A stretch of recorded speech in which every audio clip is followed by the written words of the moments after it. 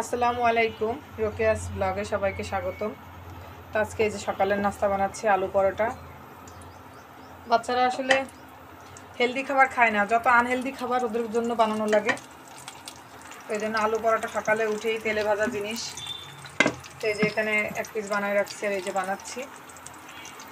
আর এখানে যে সালাদ কেটে নিয়ে আসছে, অবশ্য আমার মেয়ে কাটছে এগুলো, এর জন্য বড় বড় করে। আর টমেটো সসও বানাইছি। আর এখানে যে আলু ভর্তা আর এখানে বানাচ্ছি।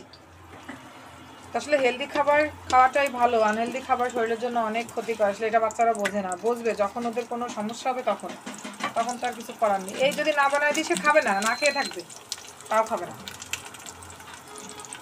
তো আমার পরিচিত একজন আমাদের পাশে থাকতো, সবসময় ওরা বিস্কুট খেত, মানে আনহেলদি খাবারই বেশি খেত, ভাজা পোড়া, চিকেন ফ্রাই, চিকেনের বেশি আইটেম সবসময় থাকতো। তারপরে হঠাৎ করে এতটাই অসুস্থ হয়ে যায় যে সে বাচ্চাটা বোর্ড পরীক্ষায় পর্যন্ত বসতে পারতেছিল না, এমন অবস্থা। এখনও অসুস্থ, সে এখন ভার্সিটিতে পড়ে, তারপরেও তার এই অবস্থা। এই জিনিসগুলো দেখার পরেও কেন আমার বাচ্চা যে বোঝে না বা বুঝাইতে পারতেছি না, ব্যর্থ মা হিসাবে কেন বোঝে না। আমি বলছি যে মানুষ রিচ খাবার খায়, হয়তো সপ্তাহে না হোক মাসে একদিন দুদিন ঠিক আছে, কিন্তু সপ্তাহে 2-3 দিন আসলে এটা শরীরের জন্য অনেক ক্ষতিকর।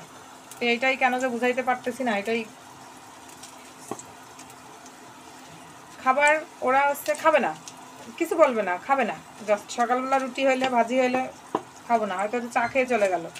তাই এটা কি আমি আসলে বুঝি না, সবার বাচ্চাই কেমন করে কিনা এটাও আমার জানা নাই, নাকি শুধু আমারগুলাই করে।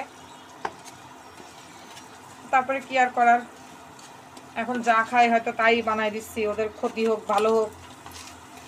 সপ্তাহে একদিন খাইলে আমার মনে হয় ঠিক আছে, আনহেলদি খাবার 1-2 দিন লিভার সেটা নিতে পারবে, কিন্তু যখন পর পর প্রত্যেক দিনই হয়ে যাবে তখন তো সেটা আসলেই শরীরের জন্য অনেকটাই ক্ষতিকর হয়ে যাবে।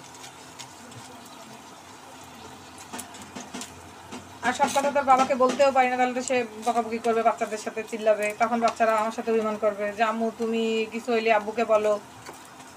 কি বলবো এখন, যাক ওরা খেয়ে আল্লাহ যেন সুস্থ রাখে, এটাই।